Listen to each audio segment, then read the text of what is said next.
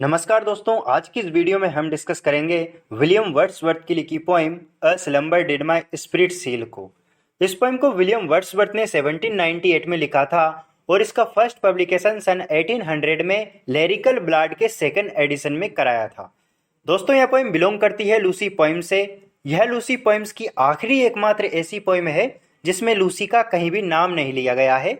यह poem 8 lines की है जिसको 2 स्टेंजाज में डिवाइड किया गया है या 2 क्वेट्रेन में डिवाइड किया गया है।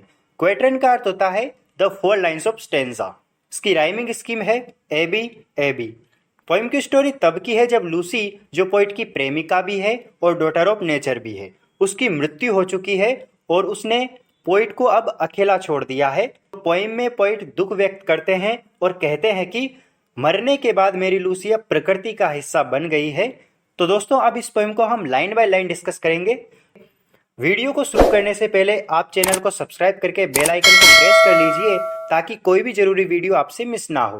बहरहाल दोस्तों, मेरा नाम है सूरज और आप देख रहे हैं लिटरेचर विजन। तो चलिए शुरू करते हैं। A slumber did my spirit seal by William Wordsworth. Poem की स्टार्टिंग पॉइंट बहुत ही उदासी भरी अवस्था में करते हैं और कहते हैं कि a slumber did my spirit seal.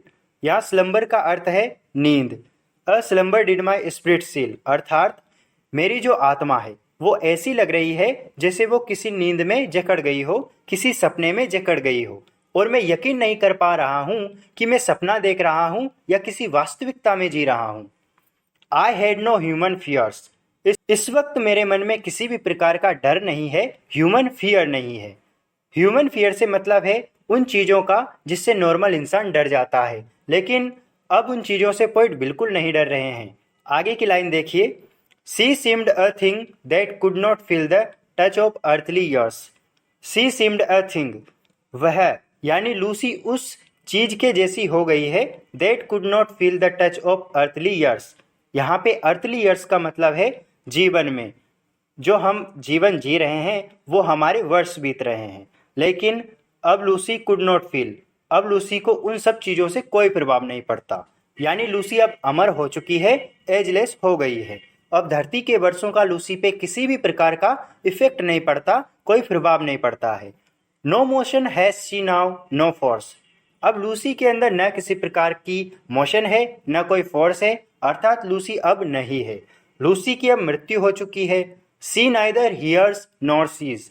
अब वो ना तो हमें देख सकती है और ना ही हमें सुन सकती है। Rolled round in earth's diurnal course with rocks and stones and trees. किंतु अब लूसी प्रकृति में वापस लौट आई है और वह चट्टानों, पत्थरों और पेड़ों के रूप में प्रकृति का हिस्सा बन गई है। यानी अब प्रकृति में ही मिलकर वो हमारे बीच में रह रही है। और इसी लाइन के साथ यह पोइम समाप्त हो जाती है। वीडियो को लाइक और चैनल को सब्सक्राइब करें। मिलते हैं किसी दूसरे टॉपिक के साथ, तब तक के लिए जय हिंद।